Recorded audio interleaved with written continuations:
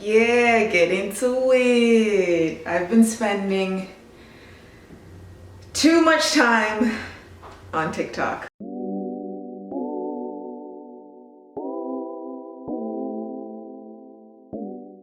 What's up, everyone? I hope you are all doing well and staying safe and keeping a social distance, because I know I am, and it's lonely. I'm sorry also if you are hearing a lot of noise. My upstairs neighbors decided that they want to try walking around with bricks tied to their feet, so that's what we're working with.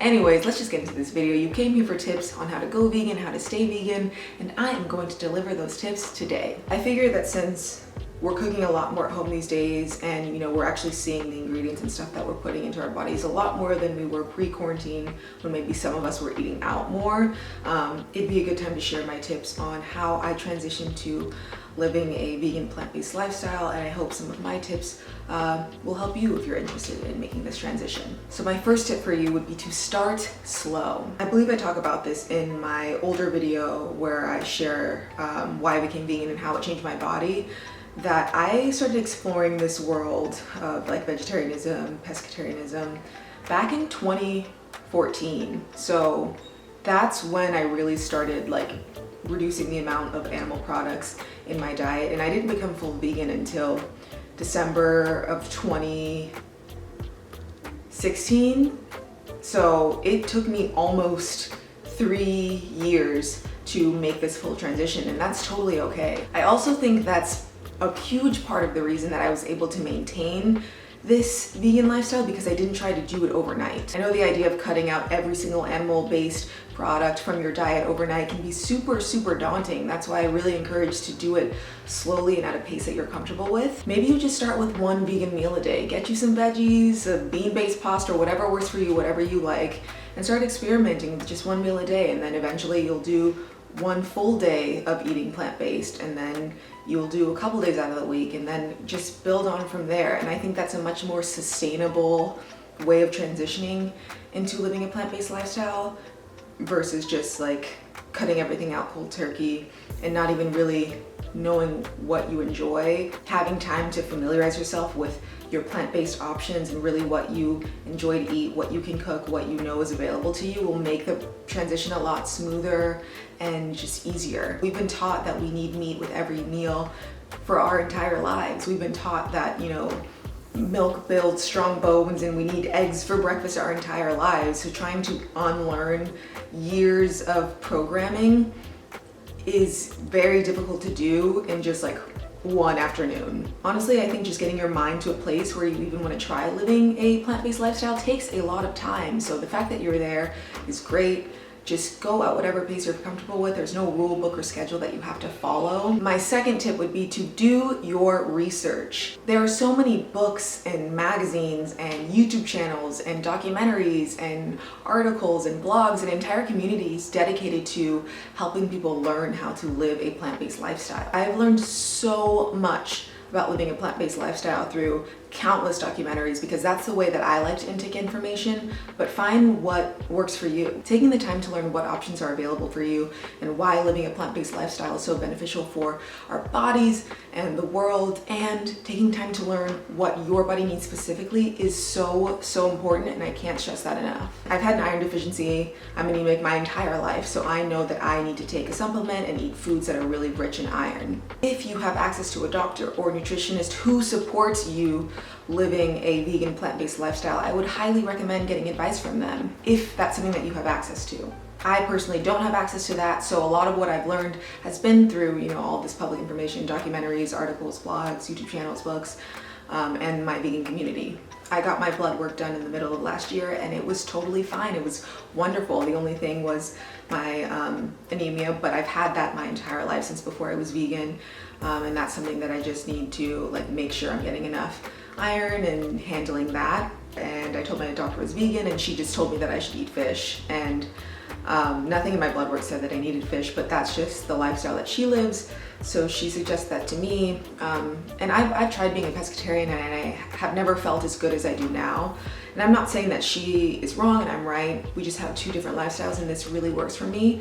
But that's why I really stress that if you have access to a healthcare professional, it's probably more encouraging to talk to someone who does align with your values of living a plant-based lifestyle or supports it or knows a little bit more about it. So yeah, just do the research any way that you can. It's super, super empowering to know all this information, and it makes it harder to sort of fall back into old habits when you are just like armed with the facts, y'all. My third tip, which is honestly something that I had to work on for years, is to not copy other people's eating habits, because all of our bodies are different, which means all of our bodies require different things. We also all live in different parts of the world. We all have different income levels, which impacts what plant-based options we have. I have a super basic budget kitchen with not a lot of expensive kitchen tools. You know, I am the house they're talking about in that TikTok with the white refrigerator. That's me, okay?